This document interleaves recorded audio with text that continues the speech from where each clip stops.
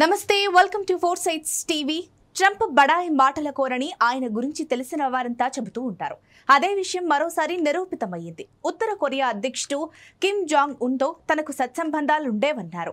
తనకంటే ముందు అమెరికా అధ్యక్ష పదవిని నిర్వహించిన బరాక్ ఒబామా అమెరికాకు ఒకే ఒక ముప్పుగా నార్త్ కొరియాను హెచ్చరించారన్నారు.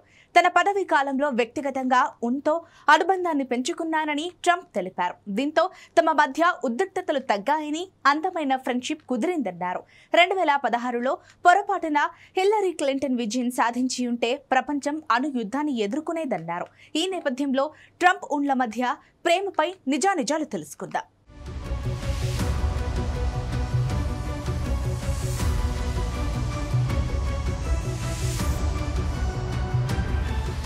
మొదట్లో ఇద్దరం ఒకరినొకరం విమర్శించుకుంటూ వ్యక్తిగతంగా తూలనాడుకున్నామన్నారు. అయితే రాను రాను తమ మధ్య సంబంధాలు మార్పు చెందాయని ట్రంప్ తెలిపారు. ఆయన నాకు గౌరవం ఇచ్చేవాడు, నేను ఆయనకు గౌరవం ఇచ్చేవాణ్ణి అన్నారు. ఆయనను very smart guy, very strong guy అని పిలిచేవాడిని అన్నారు. ఆ దేశానికి తగిన నాయకుడని ట్రంప్ ఉత్తర కొరియా అధ్యక్షుడు ఉన్ను పొగిడారు. మా ఇద్దరికి కెమిస్ట్రీ కుదరడంతో మేమిద్దరం ప్రేమలో పడిపోయామని రచయిత బాబ్ వుడ్ వర్డ్ తో చెప్పారు. మనం ఎవరినైనా కలుసుకున్నప్పుడు వారితో మంచి కెమిస్ట్రీ ఉంటే అన్ని సమస్యలు తీరతాయన్నారు. ఏ విషయాన్ని బయట ప్రపంచానికి తెలియకుండా ఇనుప పిడికిలతో పాలిస్తున్న దేశం ఏమన్నా ఉందంటే అది ఉత్తర కొరియాయే. రాజకీయ ఖైదీలు, బలవంతపు లేబర్ శిబిరాల ముప్పులో ఉన్న దేశం ఉత్తర కొరియా మాత్రమే. క్రూర పాలన అందించే ఉన్తో స్నేహం ఏమిటని ట్రంప్ విమర్శకులు ప్రశ్నిస్తున్నారు.